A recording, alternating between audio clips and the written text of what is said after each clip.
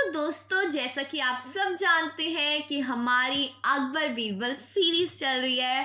तो आज इसी सीरीज को आगे बढ़ाते हुए मैं आपके लिए एक बहुत मनोरंजक और बहुत ही रोचक कहानी लाई हूँ, जिसका टाइटल है सब बह जाएंगे। जैसी इस कहानी का टाइटल है या फिर नाम है, वैसी ही ब्यूटीफुल कहानी ये भी है। ये कहानी इतनी बेहतरीन है कि सुनते ही मज़ा सा आ जाता है, दिल चौंक जाता है, दिल खुश हो जाता है। तो कहानी को शुरू करें उससे पहले वीडियो को लाइक कर दो और चैनल को सब्सक्राइब कर दो, क्योंकि मैं आपके साथ रोज़ ऐसी ही बेहतरीन कहानियाँ लाती हूँ। तो एक बार शहंशाह अकबर अपने साथ बीरबल को शिकार पर ले गए। उनके साथ सेना की एक टुकड़ी और कुछ सेवक भी थे।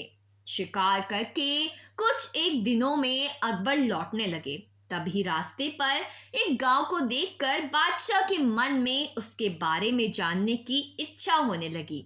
उन्होंने तुरंत अपने साथ आए बीरबल से पूछा कि क्या तुम इस गांव के बारे में कुछ जानते हो? मुझे इस जगह के बारे में जानना है।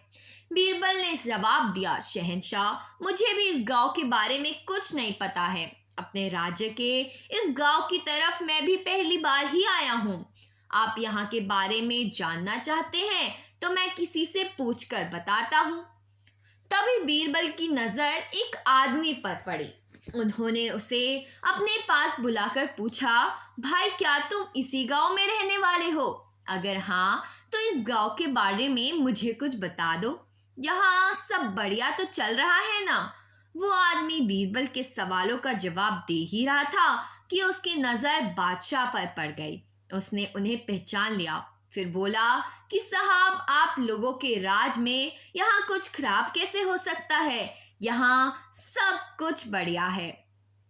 तब बादशाह ने उससे पूछा, तुम्हारा नाम क्या है? उस व्यक्ति ने जवाब में कहा, मेरा नाम गंगा है।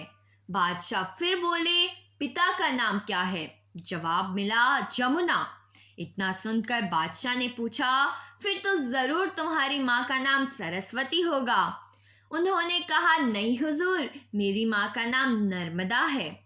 इन सभी बातों को सुनकर बीरबल को हंसी आ गई और उन्होंने मजाकिया अंदाज में कहा, बादशाह, अब यहाँ से आगे बढ़ना सही नहीं है। यहाँ सारी नदियाँ हैं, आपके पास नाव भी नहीं है, तो आगे मत जाइए। आगे बढ़ने के लिए नाव का होना ज़रूरी है, नहीं तो डूबने का डर बना रहेगा और यहाँ ज़्यादा दूर देर रुके तो सब कुछ बह जाएगा।